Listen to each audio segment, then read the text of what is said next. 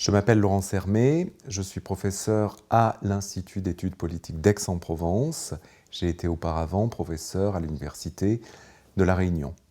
Je suis professeur de droit. Alors le Code noir, il est adopté sous Louis XV en 1723. Il intervient pour Maurice et pour La Réunion dans une société qui est déjà développée. En effet, la Compagnie des Indes est présente depuis 1665. Pendant à peu près donc 60 ans, nous sommes en présence d'un développement économique, colonial, de ces îles orientées sur la question du café, la question du sucre, la question du thé.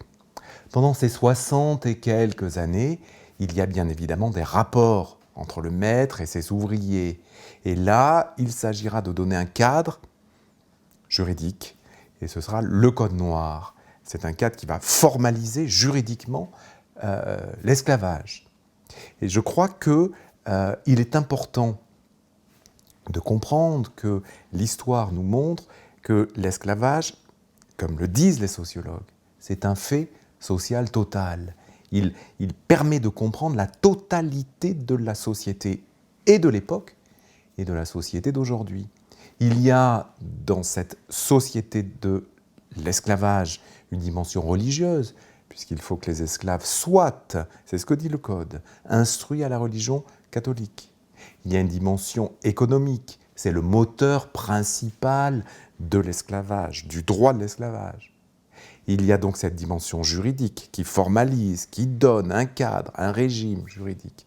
Et tout ça représente et caractérise une société politique particulière. Et je crois que c'est très important aujourd'hui de comprendre, pour se remémorer, pour commémorer, faire acte de mémoire et aussi faire acte de résilience. La principale disposition du Code noir se trouve pour le Code de l'océan Indien à l'article 39, avec cette formule étonnante mais très juridique. Les esclaves sont réputés biens meubles.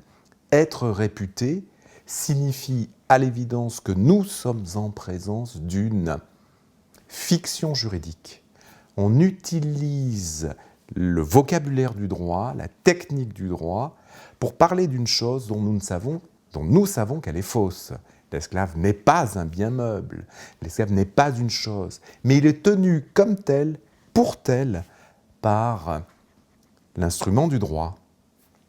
Cela signifie que, en tant que tel, il est objet de droit. Il est donc à la disposition d'une personne qui, elle, est sujet, le maître. Et quand l'esclave a des droits, c'est le maître qui exerce ses droits au profit de cette personne réputée meuble. Cet article 39, c'est la clause principale d'où tout découle, sachant que dans le Code noir, quelles que soient les versions, celui des Antilles, celui de la Louisiane, celui de l'océan Indien, rien n'est dit sur les conditions qui font que une personne devient esclave, va devenir esclave. Bref, le Code noir, il débute, il initialise un rapport juridique, il va se modifier avec le temps. Première modification importante, mais dans la continuité, 1805, le Code civil colonial qui va parler de population.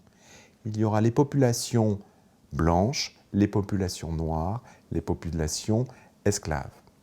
Et 1840-1846, le nouveau Code noir qui évoque un renouvellement, à savoir que l'esclave n'est plus une chose, mais un mineur non émancipé.